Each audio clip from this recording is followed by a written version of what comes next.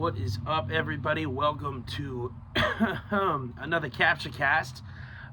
This episode, I don't even know what now, but we're at least back to a weekly format. Now, if I could, we just got to keep this up for a few more weeks, and if I could remain consistent with the day of the week, that'd be lit, but one step at a time. Baby steps. Baby steps.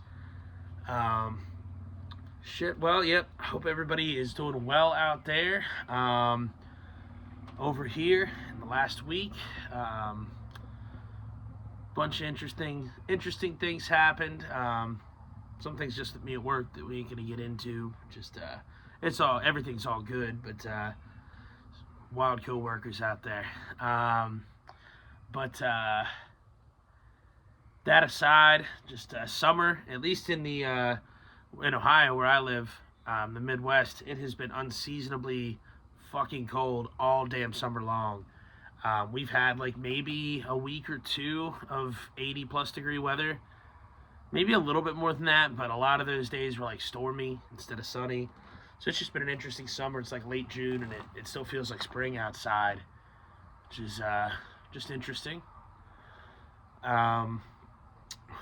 Besides that, I had talked last week about the supposed deal that we made with Iran, and I had made the prediction last week that don't expect like a big deal here. This is probably either just a temporary ceasefire or it's Trump making demands and calling it a deal. Well, it turns out, it is just a temporary ceasefire, but it sounds like it's actually pretty close to a deal, and that both sides are coming together just as expected. The U.S. is giving up pretty much everything, seeing as we are the losers in this war, which brings me no pleasure to say.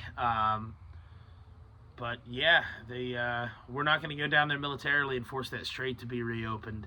Last estimates have been that even if the war ended, any given day, it would take another 6 months after the ending of the war to reopen the strait. And that's a big part of the reason Trump wants out of this so badly, and that he has no problem. I mean, not that he ever really does, but just going back in all his previous statements, contradicting things that he said already, or that his team said, or his administration has said.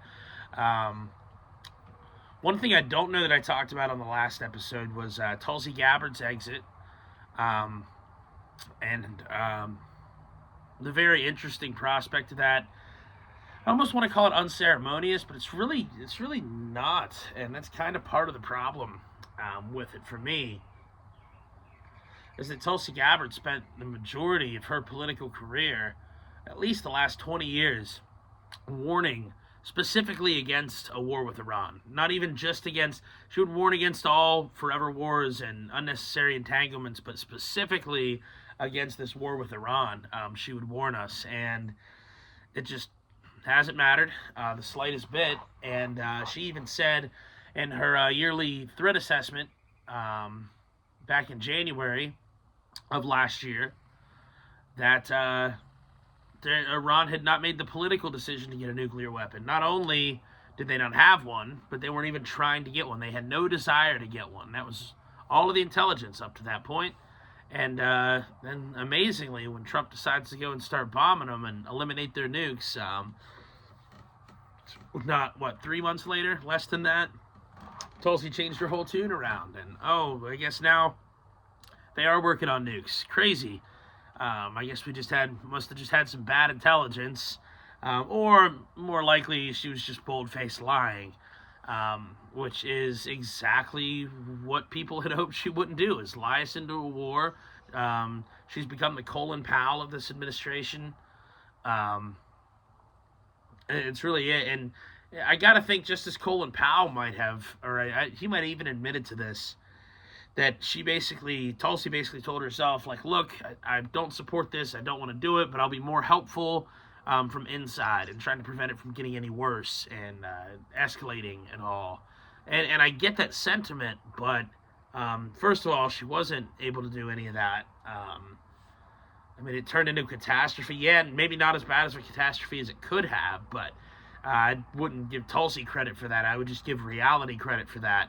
and the fact that that Strait's not being reopened militarily. And Donald Trump uh, seems to realize that he doesn't want to thrust the world into a global recession, if not depression, because of the lack of, a third of the world's oil or something like that. So, really, Tulsi at that point should have just resigned in disgrace. Should have said publicly, I've spent my entire political career warning against this. I'm not going to support it when we do it. But she didn't do that. She still has never, that I know of publicly, disagreed with or criticized Donald Trump for invading Iran in the first place. I guess we didn't invade them, but for starting both the 12-day war and this war, whatever this one will go down as, the 100-day war, I guess it would be right now, just about. So it kind of means nothing at this point. At this point, she's just another, just somebody else that lied us into a war, another government official, another national security official that just lied us into another war. And it was the one thing she wasn't supposed to be. She will never recover from it politically. Had she resigned on day one in disgrace, she could have still run for president. And I'm not saying she would have won, but she would have had as good a chance as anybody, if not better, with the way the field's looking right now. But she decided to remain in this administration as it carried out the launching of by far, the most unpopular war in American history. And she stayed on for months after that. Months. And then she finally decides to step down. Well, now it's too late. I guess give her some sort of credit for finally stepping down, but like I said, at this point, anybody with any political sense would have stepped down. And then you got J.D. Vance out here, who I almost feel bad for. He's basically being given Kamala Harris shit detail in this presidency, whereas, like with Biden, what was his biggest issue? The border was his biggest issue. So what does he do to poor Kamala Harris, who I don't actually feel bad for because she's made plenty of money for having no brain cells at all or no aptitude for anything. She's made plenty of taxpayer money from that. So I don't really feel bad for her. But he assigned Kamala, you're the border czar. So that was a permanent stain. That alone almost guaranteed that she would never become president if her own personality and words and thoughts didn't do that already. Him appointing her border czar really, really hurt her because that was his biggest issue. And the border was wide open and millions of people flooded in year after year in the Biden administration. And similar to that, what's all the issues this Trump administration has had, what does he put J.D. Vance in charge of? He puts him in charge of the Iran war, the most unpopular war in American history, and he keeps making that job harder and harder than it needs to be, in ways that are honestly kind of hilarious if it wasn't so true. If it didn't actually, the economy didn't hang on the balance, if hundreds and thousands of people's lives didn't hang in the balance. But there was a clip that came out the other day. So I guess first let's go through this agreement. I'm sure I'm not going to remember all the points to it, but it pretty much, like I said, we're giving up just about everything. We're going to unfreeze hundreds of billions of dollars that were frozen, although now Trump is supposedly saying that's going to go in an escrow account managed by the United States, so they're not going to be able to use it on anything militarily. Great if that works. I would be amazed if we managed to prevent it, but also it is their money. It's just funny that that's the 180 that Trump has made after all the criticizing he did of the JCPOA, which is one of the few bright spots of the Obama administration. Obama never unfroze hundreds of billions of frozen assets during the JCPOA. The JCPOA was much tougher on Iran than this deal is. So there's that. There's also going to be no more imposed sanctions on Iran, and all sanctions will cease. So Iran just single-handedly made themselves a major player in the world economy. There's been talks about these taxes that are going to get paid for using the Strait. I don't know where they're at on that. I don't believe that's in the deal. But I do believe there's some sort of reparations that need to be paid from our Middle Eastern allies, such as the UAE, Saudi Arabia, stuff like that, countries like that, rather. I believe that's in there, but then of course the big sticking point. Well, they said they're gonna. I believe they said they're gonna stop enrichment, and then they will discuss at a later date what to do with the already enriched uranium. I believe is in there.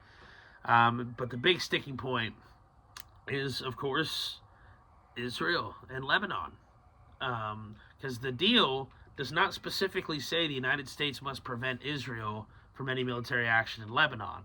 It does state that we must cease any military hostilities or threats with Iran itself, and it also states that we must not have fund any military activities in Lebanon. So now we're at a really interesting point, which has already been tested once. About 2 days into the deal, Israel had another strike, I believe, on Lebanon, and Iran threatened to close the strait, and said they were going to close the strait and walked away from the table, from what I'm hearing, and then they came back to the table and started talking again. Trump made a bunch of threats, which also expressly violates the deal, that he pays back to threatening to nuke everybody.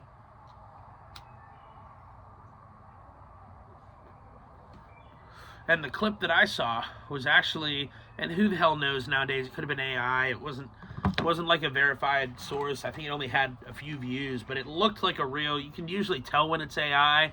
This did not look AI. I mean, the camera angle was off. I mean, it looked like security camera footage, or like almost like a dash cam. And yeah, it wasn't security camera dash, like a body cam is what I'm thinking of. It was clearly like some reporter had a camera, because it was like first person like this. And people didn't know they were being recorded. Kind of a hot mic moment, but they didn't have mics. People were just close enough to hear them. And you just see the Iranian leaders say something, and then you just hear like every American there go, oh, fuck, fuck, fuck. They start saying fuck a bunch. And then you start hearing, what did he tweet? What did he tweet? And then you see it goes to Vance, and Vance just goes, fuck. What the fuck did he tweet? And so if that clip's any indication, old JD Vance looks incredibly frustrated with the boss man right now. And who could blame? Well, it may be both boss men. The real boss man's Benjamin Netanyahu, but I meant he seems to be increasingly frustrated with Trump. Trump appears to be actually getting frustrated with Netanyahu, as I'm sure he's been for years, because he did want to avoid this war. I see nothing to make me think otherwise. I think he knew the whole time how much of a catastrophe this would be, and I don't see him letting people talk him into it. I guess maybe he's known for being somewhat easy to be talked into stuff, but also at the same time, I feel like he actually has some sort of knowledge about this war, just because of how opposed he was to going into it. He seemed to have knowledge of that. And because his instincts are so strong now for getting out of it. Nothing seems to have really changed there, except for Benjamin Netanyahu's demands, which I guess they haven't changed either, but Trump's willingness to follow them has. That still makes you, we did go over this last episode, like why would that be the case? What are all the possible reasons? And still no way to know that quite yet. But what's going to be interesting now is that Trump seems somewhat ready to stand up to Netanyahu. In fact, actually, there was a clip going around this past week where he mentioned something. It was almost, again, if it wasn't so damn dark, it would almost be comical that he goes, man, Israel, they're going a little too harsh in Lebanon. Like, he's like, we got to get the terrorists there. But he goes, do you really need to take down a whole apartment building for one terrorist living in there? I mean, come on. And it's like, really, dude? Because we've been saying this, and by we, I mean the majority of the country has been saying this for 2 or 3 years now. The majority, at least a year or two, and a lot of people longer than that, about Gaza. And the same exact thing, do you really need to take down an entire apartment complex for one terrorist? And we were called anti-Semites for that. We were told we were supporting terrorism when we said that. So, which is it? And is it only Lebanon? Is that not the case in Gaza? Oh, because they're not human in Gaza, right? Because that's right, because they don't see him as human. So that it's just very interesting to see where it goes from here. Um, because through the next 60 days, which is the time frame that the ceasefire has been given, and it said it can be extended if both parties agree to that. But in the next 60 days, you're going to see the Israel lobby go really hard for Donald Trump, and it's already started. Ben Shapiro has already criticized this deal. Um, I'm sure Mark Levin has. I haven't seen it because I can't fucking bear to watch him or hear his voice. But I'm sure he said something. I'm sure all the normal. I haven't seen a whole lot specific yet, but I know for a fact I saw the Ben Shapiro one, and you're going to see more and more of it. All the Israel supporters, Israel defenders, all the Zionists or Ziobots, I sometimes like to call them, are going to come out and start going hard against Donald Trump because this is all that Benjamin Netanyahu wants, and it's even more what's the word I'm thinking of? Not catastrophic, but like important for him. Like existential is the word I was looking for, and by that I mean it's not existential necessarily to the state of Israel, but it is existential to the state of Benjamin Netanyahu. Because I believe there's an election coming up, and if he loses it, he's probably going to jail. Um, and he's been able for a long time to not have this election while there's wars going on, and using like emergency war powers. But if these wars start stopping, then you can have an election. And he's probably not going to win an election. From the polls that I've seen in Israel, he's about as unpopular as most American presidents are. I don't believe he's as unpopular as Trump is in the United States right now, but I believe his approval rating's in the 30s or maybe 40s. It's not over 50, I don't believe. And in Israel, I also believe that they have it's much more than two parties, so you only need a plurality to get elected. I could be wrong about that, actually. I'm not sure that part, but either way, I do know that he's pretty much been found guilty of corruption, but hasn't been sentenced just because he's in office. So as soon as he's not in office, he is going to jail, most likely. And Israel's not like us, where they just let as much, you would think, right, as much shit as happens with Israel, but they're not like us, where they just let George Bush start illegal wars, and Barack Obama start illegal wars, and Donald Trump start illegal wars, and Joe Biden fund illegal wars, and never prosecute any of them or do anything about it, or let them shut down the country unconstitutionally, and then just nobody gets prosecuted. They're not like that. Israel has actually held politicians like prime ministers in jail for long sentences. I believe some for life sentences for corruption charges. So Netanyahu knows that's very likely where he ends up when he's out of office. So he's fighting for his literal freedom. Not his country's freedom, his freedom. And he is also fighting for his legacy, because Netanyahu has been wanting this Iran war. He's admitted it himself for at least 20 years. I believe he said 40 years. So, I mean, there you have it. He's admitted it himself. This is his capstone. This is his legacy. This is the thing that he's hoping, if he gets done, could keep him out of prison. I don't know that's going to happen, but is also hoping he can at least go down as a decent prime minister, have more glory, because he helped usher in the Greater Israel plan. And this is he also realizes this is probably their last chance with a pro-Israel president of the United States for a very long time. Now, who knows? Because AIPAC has a lot of money, and Israel seems to have a lot of dirt on our politicians. So who knows when you start factoring in blackmailing and mysterious assassinations and voter fraud and election fraud and all this stuff. Who knows what can happen? But if you just look at the polling in the United States, there's not a chance that a pro-Israel president wins an election. Wins anywhere close to 50% of the people. It's about, I believe the approval rating for Israel, I believe, is in the 20s right now, maybe 30s in the United States. I mean, it's crucially low. And the vast majority of that 20 or 30% are all boomers, all old people that still watch Fox News or CNN and these network television shows that are the only things left pushing this narrative. I mean, there are things on social media, but everybody's on social media just scrolls right past them or laughs at them. And it cracks me, like on Facebook, you'll see it'll be some post about, it'll look like a charity for Israel or something, like a Christian charity, but it's a charity for Christians, but it's called the Israel Foundation or something. Everybody's like, yeah, dude, we know what that is. Like, come on now. And it has nothing but laugh reacts. I mean, it's... So, Israel would have to pull some serious shit to get another pro-Israeli president the next time around. It doesn't mean that they don't, but if they do, people are waking up to it that could really cause some problems. And Israel has no problem playing the long game. They are a forward-thinking people, much more so than us in the United States. So they don't have as much, kind of like China, but not quite as good at it as China is. I mean, China will chill for 1,000 years. But there is a sense to Israel that, like, they're very strategic. They know that if they can play the long game, it might not be worth causing all this upheaval for just one more pro-Israel president. So, long story short, this next couple of years until 2028 is their last chance to get some shit done for a while. So Netanyahu really, really wants this.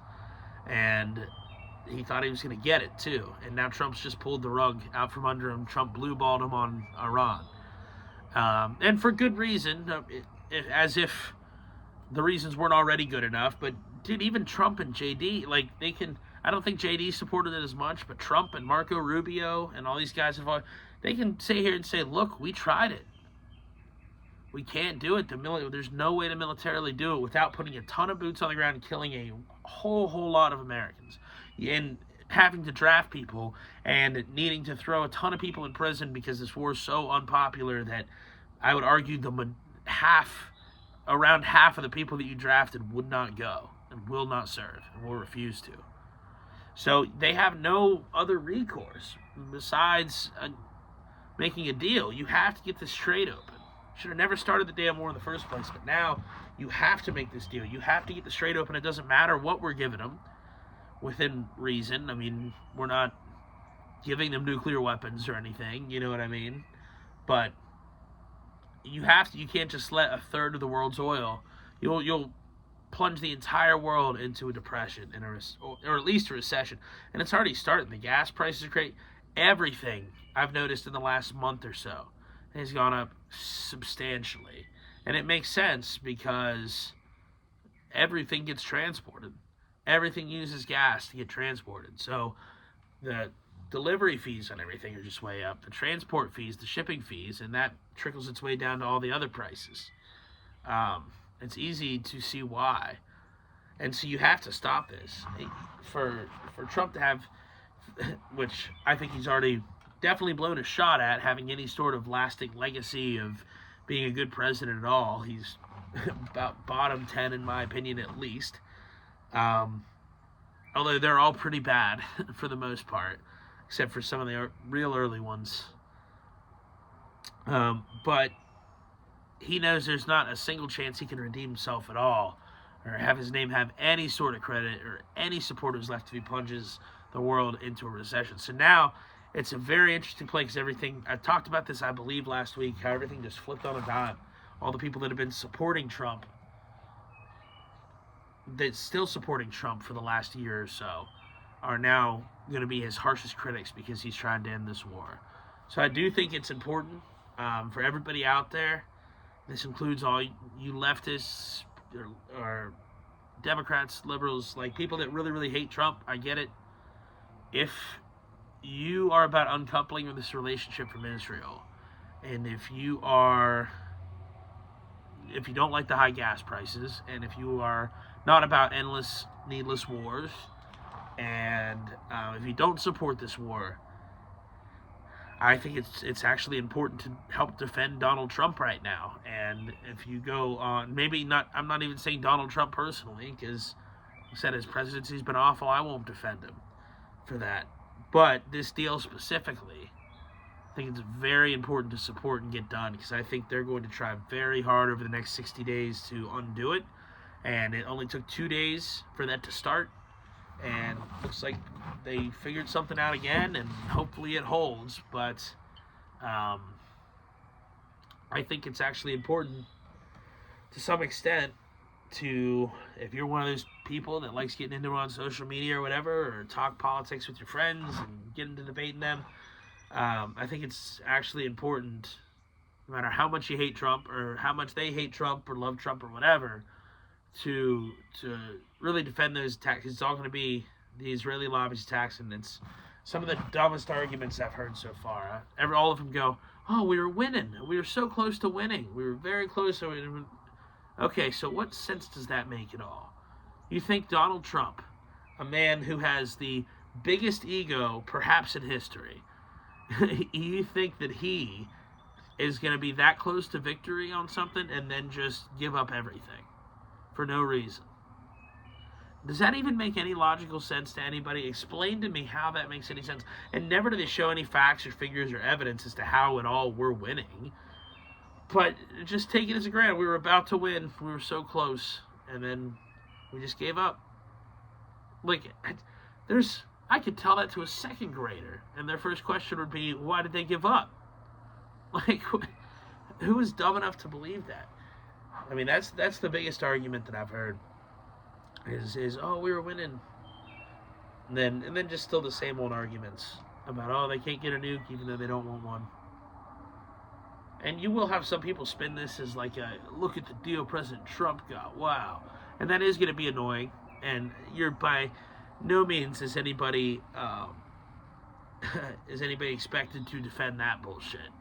Because obviously, these are the same people that said a month ago, unconditional surrender. And, I mean, none of the propaganda of this war has made any sense. We've been over it about, oh, it's all about to protect the civilians. Oh, and then now tomorrow's bridge and power plant day. Okay, so you're now, like, what? It's so incoherent and so mind-numbing. It's incredible. But, again, now, it seems to hopefully be headed in the right direction as far as at least coming to an end. We certainly lost, though, and we now have to deal with Iran as a world superpower. And just like everybody said was going to happen, maybe not everybody, but everybody who was worth listening to on foreign policy, Tucker Carlson, Dave Smith, military commanders have said this. That's why, I mean, they've wanted to do this Iran war. I can't remember who said it, but it was somebody who worked in the White House at one point, or held some office in the White House, but I can't remember exactly who. It might have been Hillary Clinton. I think it was Hillary Clinton. Hillary Clinton said they tried to get Bill to do the Iran war, they tried to get Obama to do the Iran war, they tried to get Biden to do the Iran war. All of them turned it down. Now, who knew who they actually asked instead of Biden? But, yeah, all of them turned. And I think somebody even said George W. Bush turned it down, because they just knew how it's not feasible. It's not feasible, as it has worse prospects than all these other wars. There's not really an easy way to get it done militarily without spending a ton of lives and money and resources and time. And now, it just took us, I'm going to say, a year and a half, even though this particular part of the war, this particular conflict, I guess, only been going on for the past 100 days or so, but Operation Midnight, whatever the fuck it was called, where we bombed them, was, last March? Something like that? Or last June, maybe? I think it was last June. Midnight Freedom, is that what it was? It was last June. So, it's taken us this long to learn our lesson. And I think Trump did have good instincts on this from the beginning. But then again, the question remains, then what gives? Then why, if you knew this was wrong, why did you do Benjamin Netanyahu's bidding over and over and over again? And I guess what changed now, or is it just now, like, is it just that there's no arguing it, like, militarily, like, you proved you've tried, and we can't.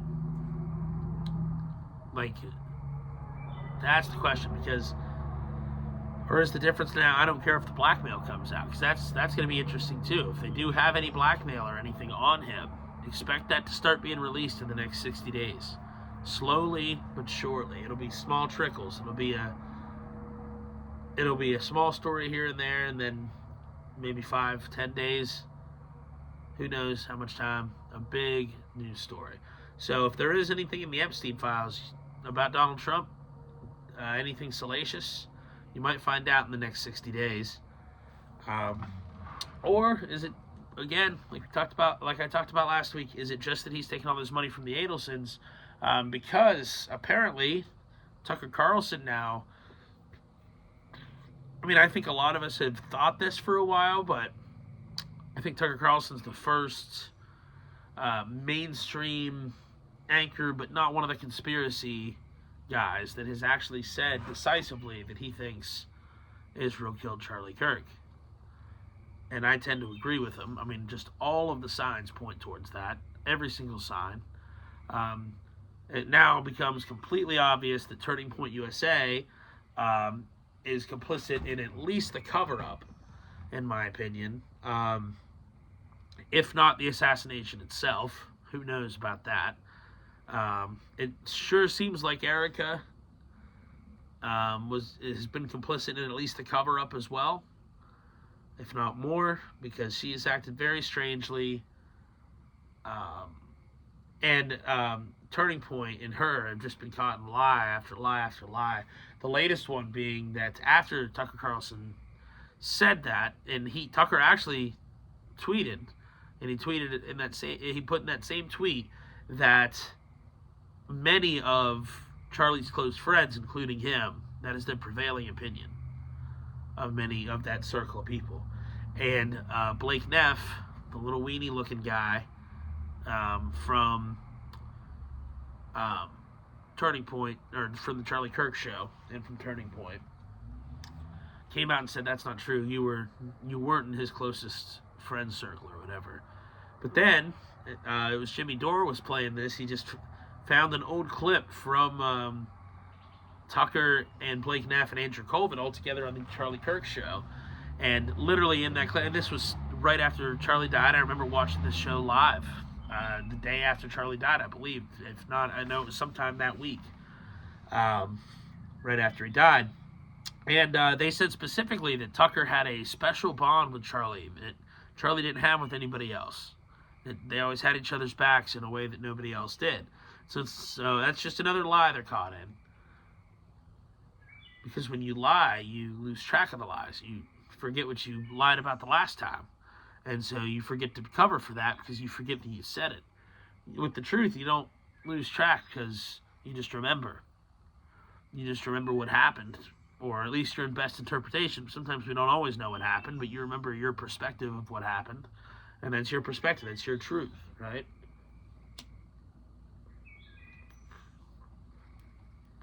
But there's a difference between your truth or your perspective and just lying, knowing that you're lying. That once you cross that line, then you'll do it anywhere, and then you do it so many times that it's impossible to connect all the dots, because if all the dots connected, that would be the truth and not a lie. You get it? So that's why lying never, I want to say never pays, but that's not true. It does a lot. But that's why lying can get dicey, and especially now in this internet age, with all the goods and bads that there are about the internet, I'd say one of the good things is that lying is getting a lot harder to do, for these politicians especially. I mean, I could care less about other people's personal lies, so long as it doesn't impact me. They're not lying to me, but the politicians having a hard time doing it, that's a good thing. That is a good thing. I don't like anybody lying anyway, but I'm just saying from a what technology should be fussing out perspective. But yeah, so if that's the case, and if Israel did kill Charlie Kirk, which again, that's kind of where my mind lands, then that could easily answer why Donald Trump has been so hesitant as well. And so it makes you wonder, and especially with it really hasn't slowed down that much, all the assassination attempts we see against Trump. There was just one at the UFC event a week ago. And that one was well orchestrated, and we didn't even hear about it until the day after. But they thwarted it that day, I believe, that night. I don't think they thwarted it like before or anything. There were a couple before then too that I'm forgetting about within the weeks before that. So next 60 days is going to be very interesting. You wonder, do they try something like that, like releasing blackmail, like an assassination, God forbid, or like, something crazy like that, because I think that's about Israel's only chance to keep this going, because Donald Trump clearly wants out.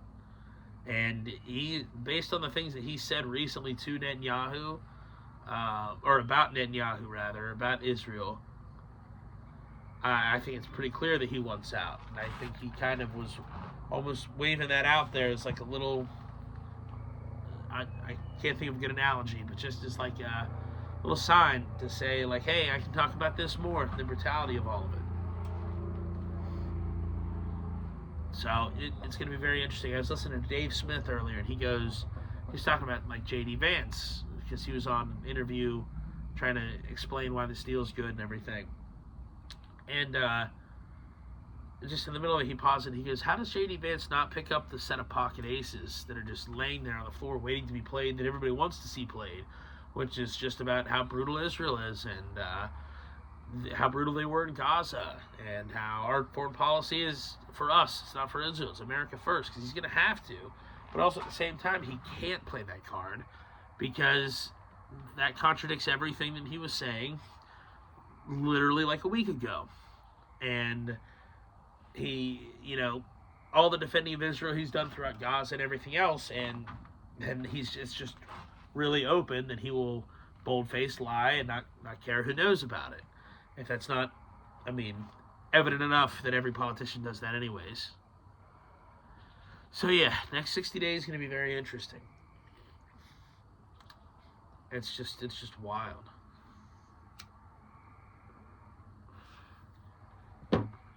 But besides that, what have I been into? I've been watching, I don't know if I mentioned this last time or not, but Kurt Metzger and Duncan Trussell have a new podcast together called Mystery Boys. It's very good. What else? Oh, I've been watching Ken Burns documentaries. And a few things I learned. I wanted to do this with this episode as well. Take some time and just talk about some thoughts from the Ken Burns documentary. So the Revolution, I watched them backwards for whatever reason. I watched Civil War first, then the Revolutionary War one. But I'll talk about them in chronological order. So I have one episode actually left of the Revolutionary War one, but I still have learned a lot already.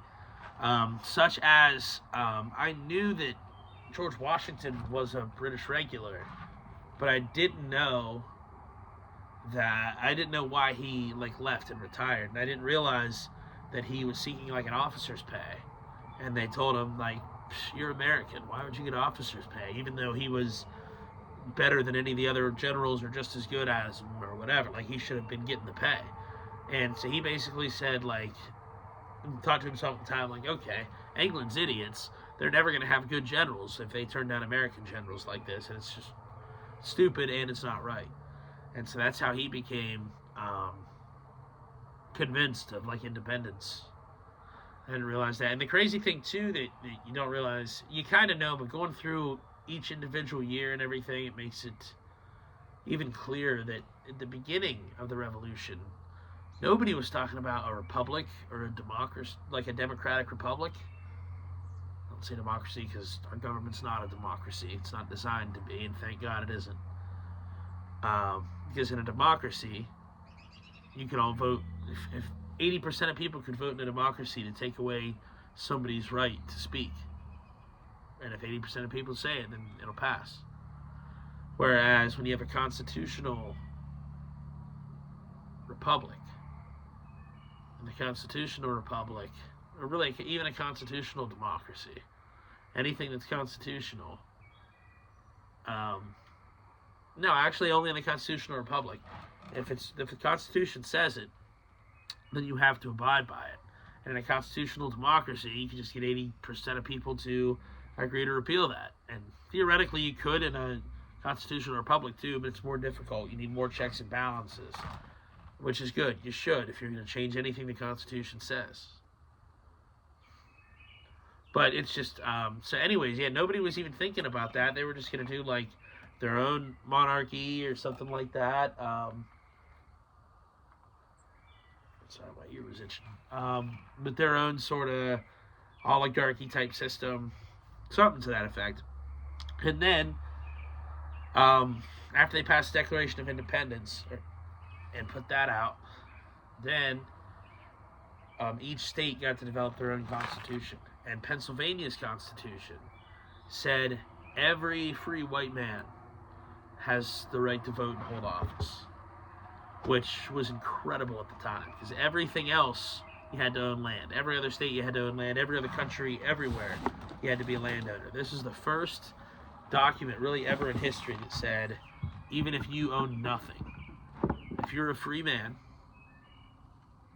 that's white, they fixed that part later, but if you're a free man, then you get to have a say, even if you own nothing. You get to have a say in how your country is run.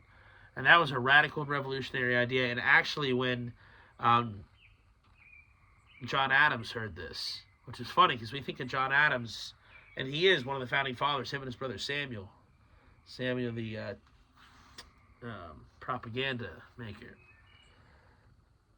But they both were founding fathers, and they did a lot to help the revolution. But they both, or at least I know for a fact, John envisioned only a landowning society. And he was quoted when he read Pennsylvania's new constitution granting every free white man rights, regardless if they own land. He was quoted as reading it and saying, "Good God."